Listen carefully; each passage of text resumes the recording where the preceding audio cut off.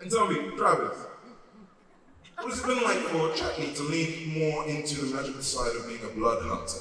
And you're using these abilities like grim psychometry and the emotional side. Oh yes, that deep emotional reservoir. That's Chetney. Come hit me with all your problems. I've got an ear for you. Chetney should not be alive. It's ridiculous that he's still here, and every day going forward is both a gift and a curse.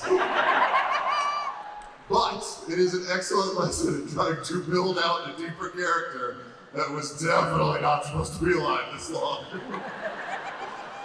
It's great because it makes you explore all sorts of things on the back end of for me at least, a semi-shallow but very funny character to play. And I think that's one of the great things about role-playing games is that it makes you dive in. Like, what does someone that's over 400 years old care about?